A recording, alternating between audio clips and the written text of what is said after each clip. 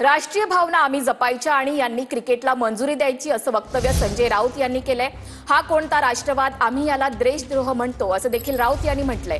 भारत आणि पाकिस्तान सामना होणार नाही, केंद्रीय पातळीवर स्पष्ट झालंय असं शेलार यांनी म्हटलंय।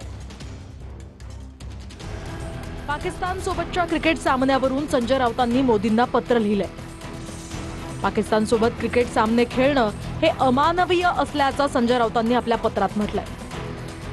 दरम्यान राऊतांनी लिहिलेल्या पत्रानंतर आता राजकीय घमासान रंगलाय। जय शहा हे जे क्रिकेटचे सूत्रधार आहे सध्या, त्यांचे वडील या देशाचे गृहमंत्री आहेत।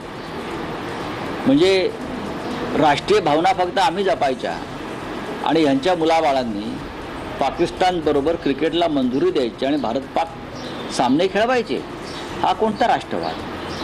त्याला मी देशद्रोह म्हणतो। संजय राऊत यांना माझं सांगणं आहे की आम्हाला भारत पाकिस्तान क्रिकेट याच्यावर प्रश्न विचारण्याचा तुम्हाला अधिकारच नाही। तुम्ही घरात जावेद मियादादला बोलून बिर्याणी खायला घातलीत, त्यांनी भारत पाकिस्तान क्रिकेटच्या टुर्नामेंटबद्दल आम्हाला प्रश्न विचारणे याचा नैतिक अधिकार तुम्हाला नाही। संजय राऊत सारख्या तीनपाट माणसांनी आम्हाला सांगावं नाही, त्याला आम्ही झाकण दिला म्हणतो। आणि आम्हाला अशा चायनीज मॉडेल हिंदूंकडून आम्हाला सर्टिफिकेटची गरज नाही।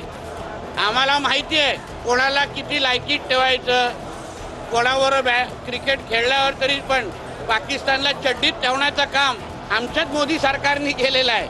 म्हणून ते संजय राजाराम राऊतने आम्हाला सांगू नये आणि फक्त एवढं सांगावं, इंडिया पाकिस्तानच्या मॅचमध्ये ते इंडियाच्या बाजूने असणार, त्या पाकिस्तानच्या बाजूने बुरखा घालून उभा राहणार।